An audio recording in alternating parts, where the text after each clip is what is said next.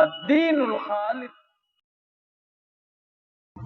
إن الحمد لله نحمده ونستعينه ونستغفره ونؤمن به ونتوكل عليه ونعوذ بالله من شرور أنفسنا ومن سيئات أعمالنا من يهده الله فلا مضل له ومن يضلل فلا هادي له وأشهد أن لا إله إلا الله وأشهد أن محمدا عبده ورسوله. أما بعد فإن خير الحديث كتاب الله وخير الهدي هدي محمد صلى الله عليه وسلم وشر الأمور محدثاتها وكل محدثة بدعة وكل بدعة ضلالة وكل ضلالة في النار.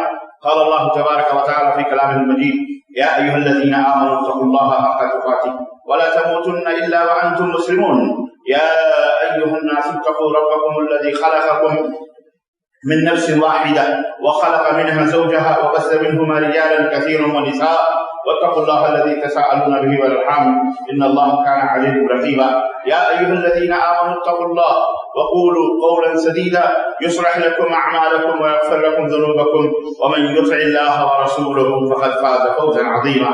اللهم صل على محمد وعلى آل محمد كما صليت على إبراهيم وعلى آل إبراهيم إنك حميد مجيد. اللهم بارك على محمد وعلى آل محمد كما باركت على إبراهيم وعلى آل إبراهيم إنك حميد مجيد. تمام قسم کی حمد و ثنا کبریائی اور بڑائی صلی اللہ عز و جل کے لیے لائق و زیبہ ہے جس نے ہمیں اور آپ کو پیدا فرمایا اور بیش بہادر و سلام اس ذات مبارکہ مطہرہ پر جن کا نام نامی اسم گرامی احمد مصطفیٰ محمد مصطفیٰ صلی اللہ علیہ وسلم. برادران اسلام، نوجوان دوستوں، بزرگوں اور بھائیوں، آج بتاریخ 17 ذی الحجہ 1441 کے مطابق 7 اگست سن 2020 عیسوی کے اس خطبہ جمعہ میں ایک تاریخی چیز کی یاد دہانی آپ حضرات کی خدمت میں لے کر کے حاضر ہوا ہوں. اللہ عز و جل سے دعا ہے کہ اللہ تبارک و تعالی ہمیں اپنے اسلاف کی تاریخ کو پڑھنے اور اس سے عبرت اور نصیحت حاصل کرنے کی توفیق عطا فرمائے. آمین یا رب العالمین. سب سے پہلے کہ میں اپنے اس موضوع کی وضاحت کروں، عید الاضحیٰ کی مبارکبادی آپ حضرات کو صمیم قلب سے، دل کی گہرائیوں سے دینا میں مناسب سمجھتا ہوں کہ اللہ تبارک و تعالی ہماری ٹوٹی پھوٹی عبادتوں کو، قربانیوں کو اللہ رب العزت شرف قبولیت عطا فرمائے. آپ سب کو عید الاضحیٰ مبارک ہو. اور اللہ رب العزت کا یہ بھی فضل اور اس کا احسان ہے کہ جس نے یہ عظیم الشان دین کا اسلامی شعار کو ہم سے بغیر کسی فتنے اور کسی فساد کے الحمدللہ یہ مبارک عید ہم سے رخصت ہوئی ہے.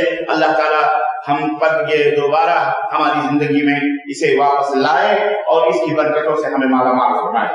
اسی طرح سے تمام عالم اسلام کے مسلمانوں کو بھی اس بات کی بھی مبارکباد اور خبر خصوص مملکت سعودیہ عربیہ کے جو خادم الحرمین شریفین ملک سلمان بن عبدالعزیز اور ان کے ولی عہد محمد بن سلمان حفظہم اللہ اور اسی طرح ولاۃ امور جتنے بھی ہیں سب قابل مبارکباد ہیں کہ ایک اسلام کا آخری شعار حج بیت اللہ انتہائی حسن اور انتہائی خوبی کے ساتھ اس ایسے دور میں جبکہ پوری دنیا موت اور حیات کی کشمکش میں جوجھ رہی ہے اور موت نے چاروں طرف اپنے کفن پھیلائے ہوئے ہیں، ایسے ماحول میں حج بیت اللہ کو نہایت ہی اچھے طریقے سے بہت خوبی انجام دیا اور کوئی بھی ایک بھی مسلمانوں میں کوئی الحمدللہ پازیٹیو یا وائرس یا کورونا کا کوئی بھی مریض الحمدللہ نہیں ہوا. یہ قابل مبارکباد قدم اور اقدام اور مملکت سعودیہ عربیہ مبارکباد کی مستحق ہے. اللہ تعالیٰ اس مملکت توحید کو تا قیامت قائم و دائم رکھے اور اللہ اس کے حافظوں کو اور بدنظروں کو اللہ ہلاک و برباد فرمائے اور اللہ تبارک و تعالیٰ اس توحید کے اور سنت کے ملک کو اللہ تبارک و تعالیٰ دین دنیا رات چوگنی ترقی عطا فرمائے. آمین یا رب العالمین. دوستوں اور بھائیوں، آج کی گفتگو ہماری اس عظیم فتنے سے ہے جو عظیم فتنہ آج ہی کے اسی مہینے کی 18 تاریخ کو 18 ذی الحجہ ٹھیک آج 17 ذی الحجہ ہے، کل 18 ذی الحجہ ہے.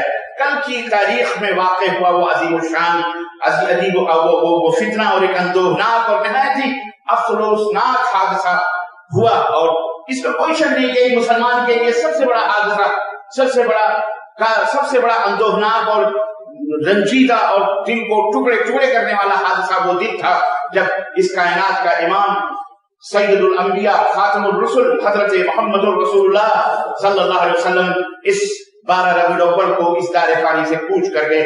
یہ مسلمانوں کے لیے سب سے بڑا حادثہ تھا. زندگی کا کوئی عزیز سے عزیز ترین بھی انتقال کر جائے، خود اس کی جان بھی نکل جائے، وہ اتنا اندوہناک اور اتنا رنجیدہ اور اتنا غمزدہ دن نہیں ہوتا ہوا جس دن حضرت، اس دن سے بڑھ کر جس دن ہمارے اور آپ کے پیارے نبی حضرت محمد رسول اللہ صلی اللہ علیہ وسلم اس دنیا سے رخصت ہوئے۔ اس کے بعد کا حادثہ آپ کو معلوم ہے، خلافت منتقل ہوئی، نبی کریم صلی اللہ علیہ وسلم کے بعد سے سیدنا ابوبکر صدیق رضی اللہ تعالیٰ عنہ خلیفہ بنائے گئے۔ اس کے بعد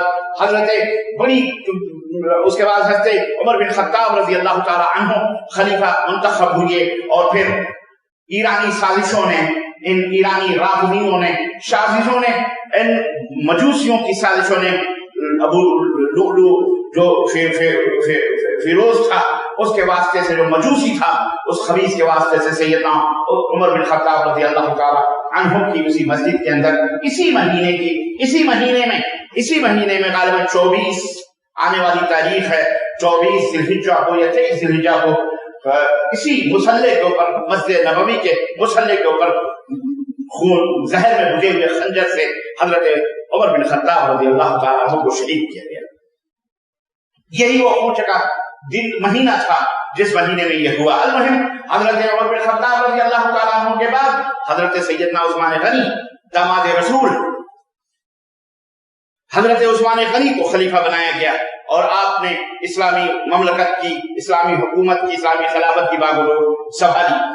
لیکن یہ بھی ایک اندوہناک حادثے اور سانحے سے دوچار ہوئے۔ اسی سانحے کی وجہ سے مسلمانوں میں پھوٹ پڑی، مسلمانوں میں گروہ بندی ہوئی، اور جنگ جمل ہوئی، جنگ صفین ہوئی۔ سیدنا حضرت علی ابن ابی طالب رضی اللہ تعالی عنہ کو شہید کرنے والوں نے، عبد الرحمن نامی ابن ملجم نے، خارجی نے انہیں شہید کیا۔ سیدنا ابن معاویہ رضی اللہ تعالی عنہ کو بھی اسی ٹائم، اسی وقت، فجر کے وقت جس طرح حضرت علی کو خنجر مارا گیا، حضرت سیدنا ابن معاویہ رضی اللہ تعالیٰ عنہ کو بھی خنجر مارا گیا، لیکن آپ الحمدللہ آپ اللہ کے فضل سے بچ گئے۔ اور اسی وقت حضرت سعد بن ابی وقاص رضی اللہ تعالیٰ عنہ کو بھی خنجر، ان کی طبیعت خراب تھی اور اس سازش کو شکار نہ ہو سکے، ان کا خادم نماز پڑھانے کے لیے گیا اور وہ اللہ کی راہ میں شہید ہوا۔ اس طرح سے یہ فتنے کا زمانہ، یہ فتنوں کا دروازہ جو کھلا، اور یہ فتنے کا دروازہ پہلے حضرت عمر بن خطاب شہید ہوئے ایرانی سازشوں سے، پھر یعنی ابو لؤلؤ مجوسی، فیروز مجوسی جو تھا اس خبیث کی وجہ سے۔ اب یہ دوسرا فتنہ تھا یمن کا، وہ حبشی کالا کلوٹا یمنی یہودی جسے عبداللہ ابن سبا تاریخ میں کہا جاتا ہے۔ ابن سبا اس یہودی نے آ کر کے سیدنا عثمان غنی رضی اللہ تعالیٰ عنہ کے ہاتھوں پر ظاہری طور پر منافقت کرتے ہوئے کلمہ شہادت پڑھتا ہے، اسلام قبول کرتا ہے، اور یہودی جانتے تھے حضرت عمر بن خطاب رضی اللہ، نبی صلی اللہ علیہ وسلم کے زمانے ہی سے جانتے ہیں آپ کس طرح سے وہ دشمن تھے، آمنے سامنے وہ مقابلہ تو نہیں کر سکتے تھے، اس لیے انہوں نے پردے کے پیچھے خفیہ طریقے سے سازش کر کے، محبت کا اظہار کر کے، اسلام قبول کرنے کے بعد کر کے، اسلام میں داخل ہو کر کے انہوں نے اسلام کے بنیادوں کو ہلانا شروع کیا، اور انہیں اسلام کو مٹانے کی انتھک کوششیں انہوں نے جاری کی، اور ان کا سب سے پہلا نشانہ سیدنا عثمان غنی رضی اللہ تعالیٰ۔ چنانچہ ان خبیث سوائیوں نے، وہاں سے آغاز ہوا فتنے کا، گروہ بندیوں کا۔ مصر اور جزائر اور مغرب اور تیونس اور اس طرح سے جتنے بھی افریقہ سے لے کر کے یہاں تک کے ممالک، وہ زہر تفرقہ اور زہر اختلاف ہوتا گیا، پھیلاتا گیا۔ حضرت، جیسا کہ میں نے بتایا، حضرت علی شہید ہوئے، حضرت ابن معاویہ کو زخمی کیا گیا، اور اسی طرح سے یہ معاملہ بڑھتے بڑھتے حضرت حسن اور حضرت حسین کی شہادت، اور یہاں تک کہ مکہ کے اوپر بھی فوج کشی، واقع کربلا، یہاں تک کہ مسلمانوں کے درمیان تلواریں آپس میں بینیاں، اور ہزار مسلمان شہید کر دیے گئے دوسرے کے ہاتھوں سے۔ یہی یہودی سازشیں تھی جو آج تک ہمارے درمیان موجود ہیں۔ کلمہ پڑھ کر، اسلام کا نام لے کر کے مسلمانوں کو قتل کر رہا ہے۔ وہ مسلمان جو اخوت اور بھائی چارگی کی نایاب مثال تھے، مساوات اور برابری اور عدل و انصاف کی عظیم اور لازوال مثالیں جنہوں نے دنیا کے اندر قائم کی تھی، جنہوں نے قیصر و کسریٰ جیسی بادشاہوں کو گھٹنے ٹیکنے پر مجبور کر دیا تھا، وہ مسلمان جو اپنے دین کی سربلندی کی خاطر اپنے مال، اپنی جان، اپنے آل اولاد سب کو قربان کرنا اپنے لیے باعث سعادت سمجھتے تھے، انہی مسلمانوں میں فرقہ بندیاں ہوئیں، آپس میں جوڑ توڑ ہوئے، ایک دوسرے کے خلاف تلواریں نکلی، اور آج تک وہ فرقہ بندیاں اور وہ گروہ بندیاں آج تک مسلمانوں میں موجود ہیں، اور آج تک وہ فرقہ بندیاں ختم نہ ہوئی۔ عزیزان گرامی، حضرت عثمان غنی رضی اللہ تعالیٰ عنہ سے آج کے اس خطبے کی میں داماد رسول حضرت عثمان غنی رضی اللہ تعالیٰ عنہ کی مختصر سی سیرت سے مختصر سے وقت میں آپ حضرات کی خدمت میں رکھنے کی سعادت حاصل کر رہا ہوں، تاکہ آپ کو وہ جن کو بزرگوں کی روایت نہ ہو، وہ جن کو بزرگوں کی روایت نہ رہے، آج اس قوم کی لوگوں کوئی پہچان نہیں ہے۔ بزرگوں کی، اپنے اسلاف کی روایات اور اپنے اسلاف کی تاریخ کو پڑھ کر سن کر ان سے عبرت حاصل کرنا، نصیحت حاصل کرنا۔ اسی لیے اللہ تبارک و تعالیٰ نے قرآن کریم میں نبی کریم صلی اللہ علیہ وسلم کو ماضی کے انبیاء اور رسول کا حضرت آدم سے لے کر کے حضرت عیسیٰ علیہ السلام تک کے واقعات کو ذکر فرمایا ہے۔ کیوں؟ تاکہ قیامت کی صبح تک یہ اسلام کے پڑھنے والے، اسلام کے ماننے والے ان واقعات کو پڑھ کر کے سن کر کے عبرت حاصل کریں، نصیحت حاصل کریں، اور اپنے اندر اگر کوئی ٹیڑھاپن اور کجی آ جائے، اپنے اندر کوئی کمی پیدا ہو، تو ان واقعات کو پڑھنے کے بعد ان کا جو نتیجہ ہوا ہے، ان کمیوں کا یا اچھائیوں کا جو ثمرہ ملا ہے، انہیں پڑھ کر انہیں حوصلے ملے، اور وہ اپنے راستوں کو صحیح ڈھنگ سے اپنی زندگی کے اور دنیا کے اندر راستوں کو صحیح کریں۔ حضرت عثمان غنی رضی اللہ تعالی عنہ یہ اسلام کے چوتھے مسلمان تھے، چوتھے نمبر کے مسلمان تھے۔ حضرت ابو بکر صدیق رضی اللہ تعالی عنہ کے بہت گہرے دوست تھے، مراسم اچھے تھے۔ بار بار حضرت ابو بکر صدیق رضی اللہ تعالی عنہ نے انہیں اسلام کی طرف کنونس کیا، انہیں اسلام کی طرف دعوت دی، اور واقعہ لمبا ہے، بہرحال اللہ تبارک و تعالیٰ نے انہیں توفیق عطا فرمائی، اور تقریباً یہ 35 برس یا 35 سال کی عمر میں یا 40 سال کی عمر میں انہوں نے اسلام قبول کیا۔ حضرت عثمان غنی رضی اللہ تعالیٰ عنہ، آپ کے والد کا نام عفان تھا، نبی کریم صلی اللہ علیہ وسلم کی صاحبزادی حضرت رقیہ رضی اللہ تعالی عنہ، آپ صلی اللہ علیہ وسلم نے اپنی بیٹی کا نکاح حضرت عثمان غنی رضی اللہ تعالی عنہ سے کیا، اور اس کے بعد اور پھر یہی حضرت عثمان غنی ہیں جن جب ہجرت کا پہلا موقع آیا تھا اور مسلمان مکے کے اندر ستائے گئے تھے، حضرت عثمان بھی ستائے گئے، تو اللہ کے نبی نے حبشہ کی طرف ہجرت کرنے کا حکم دیا، تو حضرت عثمان غنی اپنے بیوی کے ساتھ حبشہ کی طرف ہجرت کر کے گئے تھے۔ اسی طرح دوسری ہجرت آپ نے مکہ سے مدینہ کی طرف فرمائی۔ بہرحال یہی حضرت عثمان غنی ہیں جنہیں ذوالنورین کا لقب ملتا ہے، دربار نبوت سے ذوالنورین کا خطاب ملتا ہے، یعنی آپ صلی اللہ علیہ وسلم نے جب حضرت رقیہ کا انتقال ہو گیا 100 ہجری کے اندر، تو حضرت نبی کریم صلی اللہ علیہ وسلم نے اپنی دوسری بیٹی حضرت ام کلثوم کو حضرت عثمان غنی کے عقد میں دیا اور ان سے شادی کری، اور اس طرح سے جب وہ دوسری زوجہ محترمہ بنت رسول صلی اللہ علیہ وسلم کا انتقال ہوا 109 ہجری میں، تو آپ صلی اللہ علیہ وسلم نے فرمایا کہ اگر میرے پاس 40 بیٹیاں ہوتی یا اور بھی بیٹیاں ہوتی تو ایک کے بعد دیگرے میں عثمان کو وہ بیٹیاں عطا دیتے، ان سے شادی کرتے۔ حضرت عثمان غنی رضی اللہ تعالیٰ عنہ اور نبی کریم صلی اللہ علیہ وسلم کی عمر میں 6 برس کا فاصلہ تھا، 6 برس کے چھوٹے تھے حضرت عثمان غنی رضی اللہ تعالیٰ عنہ۔ عام الفیل یعنی جس دم ابرہہ کا واقعہ خانہ کعبہ کا ہوا تو اسی سال حضرت عثمان غنی سن 577 عیسوی کے اندر 577 عیسوی کے اندر طائف کے اندر حضرت عثمان غنی کی پیدائش ہوتی ہے، اور آپ کا شمار سابقون الاولون میں ہوتا ہے، یعنی وہ مسلمان جنہوں نے سب سے پہلے اسلام کو قبول فرمایا، اور آپ حضرت ابوبکر صدیق رضی اللہ تعالیٰ عنہ کی کے دوستوں میں سے تھے، اور انہی کی رہنمائی میں آپ نے اسلام قبول کیا۔ جب آپ مسلمان ہوئے تو آپ کا چچا ابو العاص نے آپ کو دھمکی دی اور جان سے ختم کرنے کی دھمکی دی، اور کہا کہ تم اپنے پرانے دین پر آ جاؤ، اپنے باپ داداؤں کے دین کو مت چھوڑ دو اسلام کو۔ تو حضرت عثمان غنی رضی اللہ تعالیٰ عنہ نے جو تاریخی جواب دیا تھا، اللہ اکبر، وہ تاریخی جواب یہ تھا کہ چچا جان، اور ظاہر ہے کہ اسلام ایک ایسی دولت ہے، اسلام ایک ایسی خوشبو ہے، ایک ایسی نعمت ہے، اسلام ایک ایسا عظیم الشان ہیرا ہے کہ جو ایک دفعہ حاصل کر لیتا ہے، جسے ایک دفعہ مل جائے تو اسے اس کے جان کی پرواہ نہیں رہتی، اس کے مال کی پرواہ نہیں رہتی۔ یہ اسلام کے اندر وہ خوشبو، وہ کشش کہ جو اپنا گرویدہ بنا لیتا ہے۔ الحمدللہ حضرت عثمان غنی رضی اللہ تعالیٰ عنہ نے چچا سے کہا، چچا جان एक जान नहीं 1000 जानें होती तो मैं इस्लाम पर कुर्बान कर देता। मेरे जिस्म की बोटी बोटी कर डालो, टिक्का बोटी उड़ा डालो, लेकिन फिर भी दामन रिसालत हजरत मोहम्मद रसूलुल्लाह सल्लल्लाहु अलैहि वसल्लम को मैं छोड़ नहीं सकता। मैंने तौहीद का कलमा पढ़ा है, मैं अपने इस इस्लाम से कभी बाज नहीं आ सकता। भले मेरी जिस्म से टुकड़े टुकड़े मेरे जिस्म कर दिया, एक एक बोटी से अल्लाह अल्लाह की सदा है। ये रवायत तिरमिज़ी के अंदर मौजूद है जिसमें ये वाक़या मौजूद। इस तरह अज़ीज़ान इकरामी हज़रत अली रज़ी अल्लाह तआला अन्हु नबी करीम सल्लल्लाहु अलैहि वसल्लम के दामाद थे, जैसा कि मैंने बताया, उसी तरह ये भी दामाद थे। लेकिन हज़रत अली और हज़रत उस्मान गनी में फर्क यह है कि आप हज़रत उस्मान गनी एक बेटी के दामाद हुए, एक भी बेटी अल्लाह के नबी ने दी, लेकिन हज़रत उस्मान को डबल दो बेटियां, बल्कि अल्लाह के नबी ने फरमाया और भी होती तो मैं उन्हें देता, एक के बाद दिगरे बेहतर।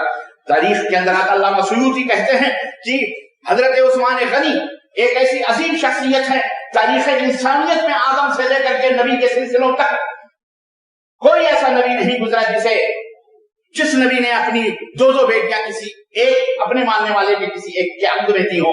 ये सिर्फ शर्फ हासिल और सादत हासिल है जो सैयदना उस्मान गनी रज़ी अल्लाह तआला अन्हु को ये सादत हासिल है कि अल्लाह के नबी ने उन्हें 2 बेटियां ही नहीं बल्कि और भी बारी बारी देने का आप सल्लल्लाहु अलैहि वसल्लम ने इजहार ख्याल फरमाया। हज़रत अबू मूसा अशअरी इनकी फजीलत के बारे में बयान फरमाते हैं कि अबू मूसा अशअरी कहते हैं कि हम नबी करीम सल्लल्लाहु अलैहि वसल्लम की खिदमत में बैठे हुए थे, बारी बारी सहाबा कराम आ रहे थे, जा रहे थे। अचानक फिर एक दफा दरवाजे पे दस्तक हुई तो नबी करीम सल्लल्लाहु अलैहि वसल्लम ने फरमाया, दरवाजा खोलो और आने वालों को जन्नत की खुशखबरी सुना दो। अल्लाह अकबर। सहाबा आ रहे थे, जा रहे थे, लेकिन ये जुमला आपने किसी के लिए नहीं फरमाया। लेकिन जब एक दफा दस्तक हुई, कहा दरवाजा खोलो और आने वाले को जन्नत की बशारत सुना दो। हज़रत अबू मूसा अशअरी रज़ी अल्लाह तआला अन्हु फरमाते हैं कि जब दरवाजा खोला गया तो वो हज़रत उस्मान बिन अफ़्फ़ान रज़ी अल्लाह तआला अन्हु थे और उन्हें जन्नत की खुशखबरी इस बात की सुनाई गई। ये हदीस सहीह मुस्लिम के अंदर है।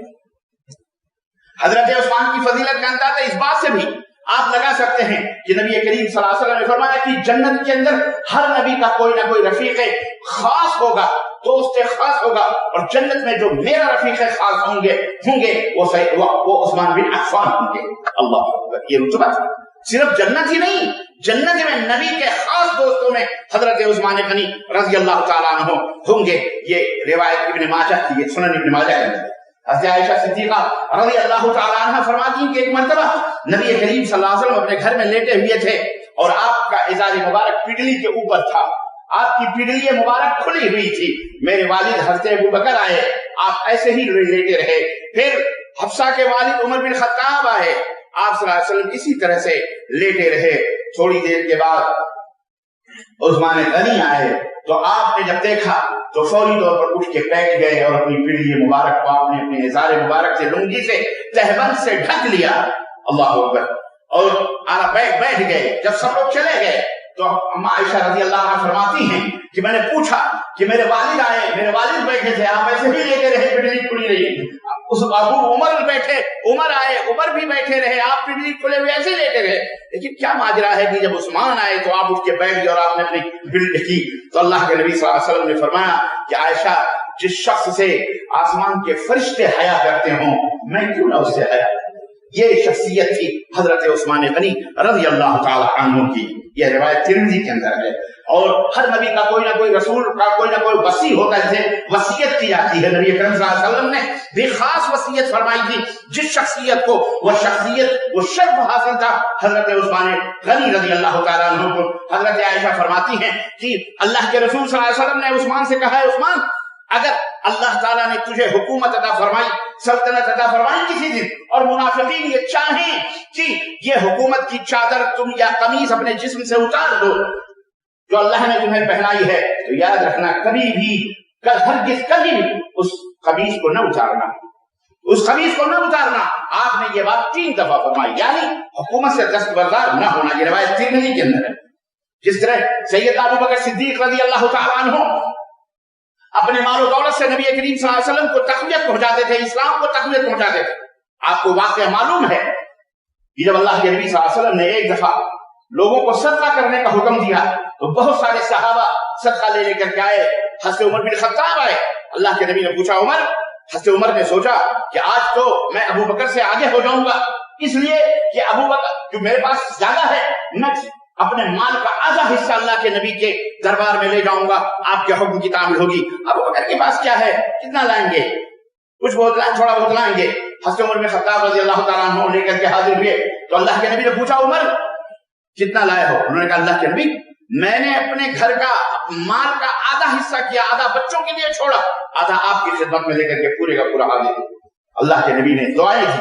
اس کے بعد حضرت سیدنا ابو بکر صدیق آئے، اللہ کے رسول صلی اللہ علیہ وسلم نے پوچھا ابو بکر تم کتنا لائے ہیں؟ کہہ رہے اللہ کے نبی گھر میں جھاڑو مار کے آیا ہوں، اللہ کے لیے اللہ کے حوالے کر کے آیا ہوں، سارے کا سارا مال آپ کی خدمت میں حاضر ہے۔ اللہ اکبر۔ حضرت عمر بن خطاب نے سر پہ ہاتھ رکھ لیا، کہنے لگے آج بھی میں ابو بکر سے آگے نہ بڑھ سکا، آج بھی میں ابو بکر سے آگے نہ بڑھا۔ اور یہی ابو بکر صدیق ہے جن کے بارے میں نبی کائنات صلی اللہ علیہ وسلم نے فرمایا کہ میں سب کے مال کا میں نے قرضہ ادا کر دیا ہے لیکن میں ابو بکر کے مال کا قرضہ نہیں ادا کر سکا، وہ قرض جو ابو بکر کا ہے وہ میں نہیں ادا کر پایا ہوں۔ اللہ اکبر۔ الغرض سیدنا ابو بکر صدیق رضی اللہ تعالیٰ عنہ نے مالی طور پر اسلام کی مسلمانوں کی بہت خدمت کی، قوت، لیکن دوسرا درجہ حضرت عثمان غنی رضی اللہ تعالیٰ عنہ کا آتا ہے۔ اسلام میں سب سے بڑا مالی سرمایہ حضرت عثمان غنی نے اللہ کی خوشنودی کے لیے، اللہ کی رضا کے لیے خرچ کیا۔ حضرت عثمان رضی اللہ تعالیٰ عنہ اسلام پر اپنا مال خرچ کرنے میں ابو بکر رضی اللہ تعالیٰ عنہ کے سوا کسی سے پیچھے نہ رہے، کسی سے پیچھے نہ رہے۔ مدینے کے مسلمانوں میں جب ہجرت کر کے گئے پانی پینے کا بہت بڑا مسئلہ تھا، ایک ہی کنواں تھا جو یہودی کے قبضے میں تھا جس سے وہ تجارت کرتا تھا، پیسے لے لے کر کے وہ پانی دیتا تھا پینے کے لیے۔ اللہ اکبر۔ اللہ کے نبی صلی اللہ علیہ وسلم فرمایا کرتے تھے اپنی مجلسوں میں کہ جو کوئی مسلمانوں کے لیے اگر بیر روما کو لے کر کے وقف کر دے اللہ کی راہ میں تو اس کے لیے جنت ہے۔ چنانچہ حضرت عثمان غنی رضی اللہ تعالیٰ عنہ نے آدھا کنواں، اتنی بساطت کہ آدھا کنواں 35,000 درہم میں، کتنے میں؟ اس زمانے کے 35,000 درہم کے اندر آدھا کنواں خرید کر کے اور مسلمانوں کے لیے پانی پینے کا حضرت عثمان غنی نے انتظام کیا اہل مدینہ کے لیے۔ ایک دن یہودی بھرتے تھے اور ایک دن مسلمان پانی بھر بھر کر کے پیا کرتے تھے۔ پھر ایک زمانہ آیا اللہ کے رسول صلی اللہ علیہ وسلم کہ اس فرمان کی روشنی میں کہ کوئی ہے جو اس کو کر کے پورا مکمل کر کے مسلمانوں کو وقف کر دے۔ چنانچہ سیدنا عثمان غنی رضی اللہ تعالیٰ عنہ کو اللہ نے یہ شربت فرمایا کہ پورے کا پورا کنواں خرید کر کے اور وہ مسلمانوں کے لیے وقف کر دیا گیا۔ اللہ، آج بھی وہ کنواں موجود ہے، وقف حضرت، اور آج بھی وہ سرزمین بھی موجود ہے۔ اللہ کے نبی صلی اللہ علیہ وسلم مسجد نبی کے اندر بیٹھے ہوئے آپ کی نظر ایک زمین کے حصے پر پڑی اور آپ کی خواہش ہوئی، رغبت ہوئی کہ اگر یہ حصہ بھی لے کے مسجد کے اندر داخل کر دیا جائے۔ حضرت عثمان غنی رضی اللہ تعالیٰ عنہ کھڑے ہوئے اور انہوں نے زمین کو خریدا اور اسے مسجد نبوی کے اندر شامل کر دیا گیا۔ اب ہر نمازی کی نماز کا حصہ آج تک حضرت سیدنا عثمان غنی کے حصے میں جا رہا ہے۔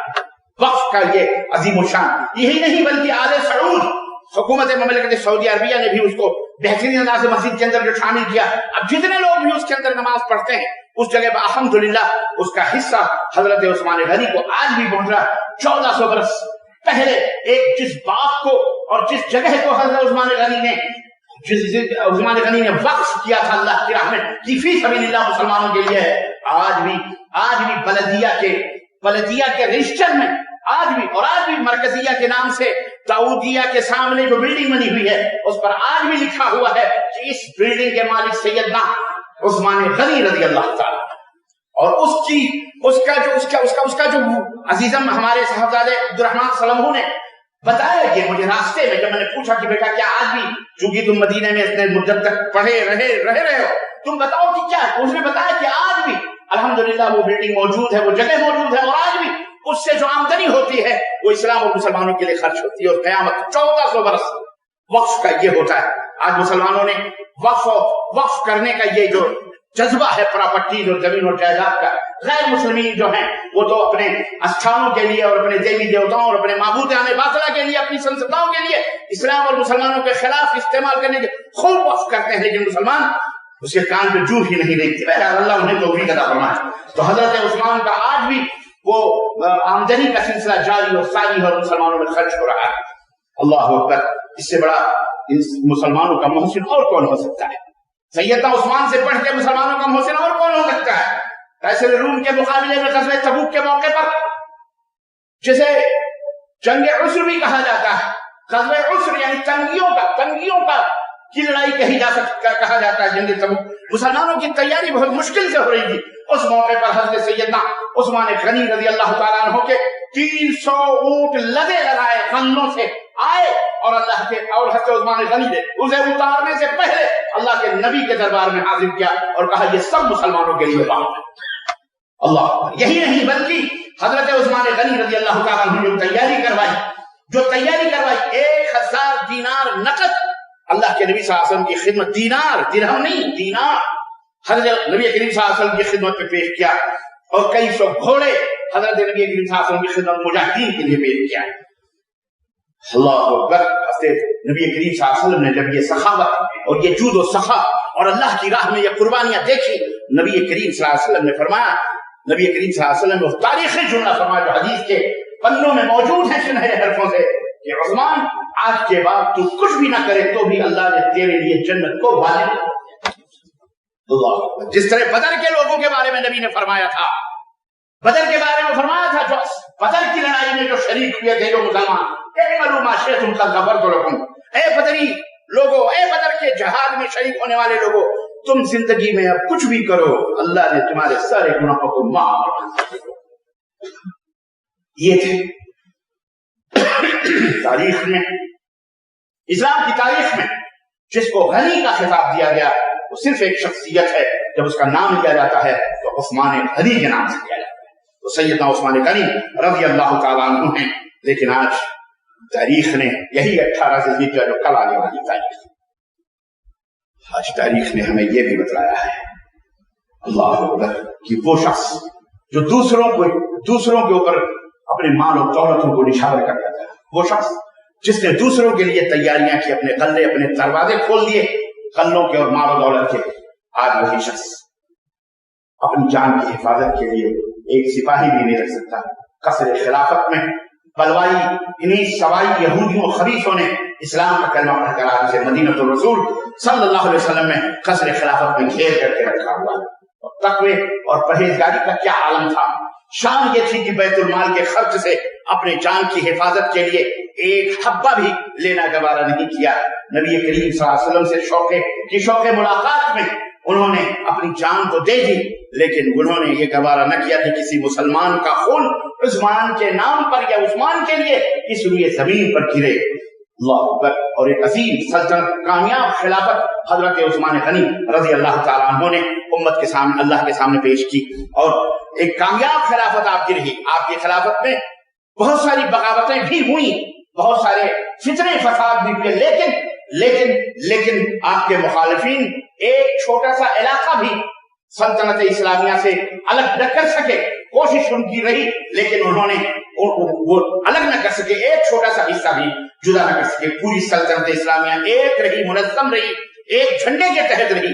شریعت محمدیہ کا بنیادی قاعدہ بھی یہی ہے کہ خواتین اعمال جو ہوتے ہیں وہ سند ہوتے ہیں، زندگی کیسے بھی گزرے لیکن آخری سانس جو ہو وہ جس حالت میں گزرتی ہے فیصلے وہاں ہوتے ہیں. سیدنا عثمان غنی کی آخری سانس اس پر گزری تھی کہ سلطنت اسلامیہ کئی ہزار مربع میل، یہاں تک کہ میں آپ سے کہوں مدینہ منورہ سے لے کر بغداد اور کوفہ، یہی نہیں بلکہ جبرائیلٹا جو فرانس کی جبرائیلٹا جسے کہا جاتا ہے، تیونس اور جزائر اور مغرب سے آگے سمندر کے اس پار جو فرانس کا جبل تاریخ ہے جس کو جبرائیلٹا کہا جاتا ہے، وہاں تک اسلامی مملکت کی خلافت کے جھنڈے سیدنا عثمان غنی رضی اللہ تعالیٰ عنہ کے زمانے میں لہرائے گئے.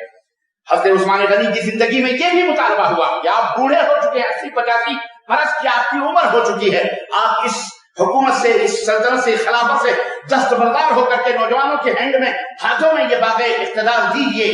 لیکن حضور اکرم صلی اللہ علیہ وسلم نے چونکہ فرمایا تھا کہ منافقین تم سے مطالبہ کریں گے کہ حکومت کی اس قمیص کو اتار دو، لیکن تم کبھی دستبردار نہ ہونا. اللہ کے نبی کی اس وصیت کو زندگی کی آخری سانسوں تک آپ نے نبھائی اور آپ اس خلافت سے دستبردار نہ ہوئے، یہاں تک کہ 18 ذی الحجہ سن 35 ہجری کو مدینہ منورہ میں 40 دن کے محاصرے کے بعد، اور ان بلوائی خبیثوں نے محاصرہ کیا تھا. یہودیوں نے، وہ ایک الگ تاریخ ہے، میں بتاؤں گا کہ حضرت سیدنا عثمان غنی کو شہید کیوں کیا گیا. یہ بلوائی جو کلمہ پڑھتے تھے مدینہ کو گھیرے میں لیے ہوئے تھے مسجد نبوی کو، اور حضرت عثمان غنی کو کیوں آخر दामाद रसूल को शहीद किया गया एक सबब है, और वो सबब वो यहूदी खुफिया साजिशें, बदअकीदगियां, तफरके बंदियां और हुकूमत और दौलत और यही सल्तनत की फलाना हकदार था, फलाना हक, जैसा आज तक चिल्लाने खबीस, आज तक उनके चूजे हमारे मुल्कों के अंदर भौंक रहे हैं, चिल्ला रहे हैं। आप सब जानते हो, कहने की जरूरत नहीं, ये वही खबीस लोग थे आज भी और ये रहेंगे ही। लेकिन अल्लाह ताला इनसे इंतकाम लेके निपटे अल्लाह ताला इनसे। यही वो खबीस सवाई थे जिन्होंने हजरत उस्मान गनी को उनके घरों के अंदर, उनके मकान के अंदर रात की तारीखों में जा करके मुहासरा किया और पलवानों ने हजरत उस्मान गनी के सर पर तलवार चलाई और खबीसों ने सैयदना उस्मान गनी रात को कुरान पढ़ते हुए फसयकफीकुमुल्लाहु वहुव अस्समीउल अलीम और जब पहुंचे, खून की छींटे आज भी मुसहफ़े उस्मानी के उस कुरान पर आज भी महफूज है। हज़रत उस्मान गनी के वो खून की छींटे आज भी इसी आयत के ऊपर मौजूद है। आपकी ज़ौजे मोहतरमा की उंगली कटी, आपको धक्का दिया गया, तमाचा मारा गया, अल्लाह अकबर। दास्तान है इस तरह से हज़रत उस्मान गनी को ज़िब्ह कर दिया गया। 40 दिन भूख और प्यास की शिद्दत का बाद हज़रत हुसैन और हज़रत हसन के जो खानू भी थे, नबी करीम सल्लल्लाहु अलैहि वसल्लम के रिश्तेदार भी थे, आपकी नानी आपके दादा की सगी बहन थी। अलमहम रिश्ते और नाते हैं। अल्लाह ताला करवट, अल्लाह ताला उनसे राजी हो, वो अल्लाह से राजी थे, अल्लाह उन्हें करवट कर नसीब फरमाए। 3 दिन तक बलवानियों की वजह से लाशे उस्मान गनी बेघर कफन मस्जिद नबवी के अंदर पड़ा, मक्का मदीना मुनव्वरा के अंदर। 3 दिन के बाद हज़रत उस्मान गनी उनको बक़ीए खरकत जो करीब में है कब्रिस्तान, वहां ले जाकर के हज़रत जुबैर बिन मुतइम रज़ी अल्लाह ताला अन्हु ने नमाज़ जनाज़ा पढ़ाई और हज़रत हसन बिन अली रज़ी अल्लाह ताला अन्हुमा कब्र के अंदर उतरे और हज़रत उस्मान गनी को सुपुर्द खाक। ये हो चुका तारीख कल आने वाली है, ज़िलहिज्जा की 18 तारीख को ये तारीख बताई। अज़ीज़ान गिरामी, इसमें बड़ी नसीहतें और बड़े हमारे लिए बड़ी इबरतों की है कि ये तफरके बंदियों से बाकियां, ये किसने ये बीज इख्तिलाफात के हमारे दरमियान डाले, जो आज तक वो बीज तनावर दरख्त बन करके फैला हुआ है। कोई नबी को गाली दे रहा है, कोई सहाबा के ऊपर बकवास कर रहा है, सहाबा किराम अहले बैत की मोहब्बत का नारा लगाकर न जाने क्या क्या खबासतें और न जाने क्या क्या अल्लाह ताला तक को नहीं बख्शते हैं। जलील कलमा पढ़ करके अपने आप को मुसलमान कहते, क्या कह सकते हैं आप? ये तारीख बताती है कि अपने ईमान और अकीदे की हिफाजत और मुसलमानों के अंदर इत्तेहाद की कितनी अशद और कितनी सख्त जरूरत हमको है। अपने ईमान और अकीदे की फिक्र करो, आने वाली नस्लों तक अपने असलाफ की ये वाकयात बताकर उन्हें कुरान और सुन्नत के ऊपर जमने और उनके ऊपर मुत्तहिद रहने के लिए आप हजरात हम सब की ये जिम्मेदारी है कि हम इस तरह से करें। अल्लाह अज़्ज़ा व जल्ल से दुआ है कि अल्लाह तबारक व तआला हमें और आपको नेक अमल करने की तौफीक अता फरमाए और अल्लाह अज़्ज़ा व जल्ल हमारे दरमियान के इख्तिलाफात को खत्म फरमाए और जहाँ कहीं भी अल्लाह ताला मुसलमानों के दरमियान इख्तिलाफात हों, अल्लाह ताला उनको खत्म करवाए, उन्हें इत्तेहाद बाहम रखने की तौफीक अता फरमाए और जालिमों के जुल्म से निजात अता फरमाए। अल्लाह जो लोग इस्लाम और मुसलमानों के ऊपर जुल्म कर, अल्लाह उन्हें अल्लाह को बर्बाद फरमाए। मौला अल्लाह ये बीमारी जो इस वक्त आलम इस्लाम आप पूरी दुनिया को अपने लपेट में ली हुई है, अल्लाह तमाम इंसानियत के लिए हम दुआ करते हैं, खास वो किसी भी दीन और धर्म का हो, अल्लाह सबको इससे निजात अता फरमा दे मौला। अल्लाह सबको इससे बरी फरमा दे मौला। अल्लाह सबको इससे छुटकारा अता फरमा दे मौला। अल्लाह जितने भी मरीज मर्दा घरों में शफाखानों में हाजिर जहां कहीं भी हो, अल्लाह सबको शिफाए कामिल आजिल अता फरमाओ। अल्लाह इस कहर को, इस अजाब को हमारे ऊपर से जो मुसल्लत है, अल्लाह इसे हटा ले मौला। अल्लाह इसे दूर फरमा दे, हमारी आल औलाद की हिफाजत फरमा मौला, हम सब के जानों की हिफाजत फरमा मौला। जो इंतकाल कर गए हैं अल्लाह उन्हें करवट करवट जन्नत नसीब फरमा मौला। अल्लाह जो दुश्मन इस्लाम और मुसलमानों को मिटाने के दर पे हैं और इस्लामी इबादत गाहों को खत्म करने के दर पे हैं, अल्लाह उनसे तू अपना इंतकाम ले ले मौला। तू बेहतरीन इंतकाम लेने वाला है। अल्लाह उन्हें हिलाको बर्बाद फरमा दे मौला। अल्लाह उन्हें जलील और रुसवा फरमा दे मौला। आसमान और जमीन से उनको कहर की पीढ़ियां नाज़िल फरमा मौला। अल्लाह उन्हें ज़ल्ज़लों में, अल्लाह उन्हें अपने कहर के दायरे में ले ले मौला। अल्लाह उन्हें नीस्त नाबूद, उनके आल औलाद को नीस्त नाबूद फरमा दे मौला। अल्लाह उन्हें हिलाको बर्बाद फरमा दे मौला। जो अल्लाह की निशानियों को मिटाने और अल्लाह की तौहीद को मिटाने और अल्लाह की तौहीद को खत्म करने, नबी की सुन्नतों को मिटाने के दर में جو صحابہ کرام کی عظمتوں سے کھیلتے ہیں اور ان کی گستاخیاں کرتے ہیں، اے اللہ ان سب کو ہلاک و برباد فرما دے مولا. اور تو ہے چاہے تو ہدایت دے یا چاہے تو اپنا انتقام لے. اے اللہ تیری مرضی ہے. اے اللہ ہم سب کو جنت الفردوس میں اعلیٰ مقام عطا فرما مولا. اللہ ہم سب کے گناہوں خطاؤں کو معاف فرما مولا. اے اللہ ہم سب کی روزیوں میں برکت عطا فرما مولا. صحت و عافیت میں برکت عطا فرما مولا. ہم سب کو ہر بیماری اور دکھ اور مصیبت سے اللہ ہم سب کو ہم پریشانیوں سے اللہ ہم سب کو نجات عطا فرما مولا. آمین یا رب العالمین. بارک اللہ لنا ولکم فی القرآن العظیم ونفعني وإياكم بالآيات والذكر الحكيم إنه تعالى جواد كريم ملك رؤوف رحيم.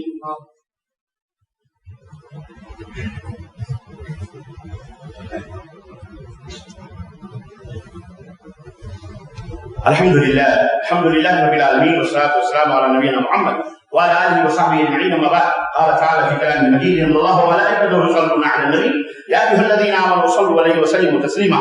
اللهم صل على محمد وعلى آل محمد كما صليت على إبراهيم وعلى آل إبراهيم إنك حميد مجيد. اللهم بارك على محمد وعلى آل محمد كما باركت على إبراهيم وعلى آل إبراهيم إنك حميد مجيد. عباد الله يرحمكم الله إن الله يأمر بالعدل والإحسان وإيتاء ذي القربى وينهى عن الفحشاء والمنكر والبغي يعظكم لعلكم تذكرون ولذكر الله تعالى أعلى وأولى وأجل وأتم وأعظم والله يعلم ما تصنعون.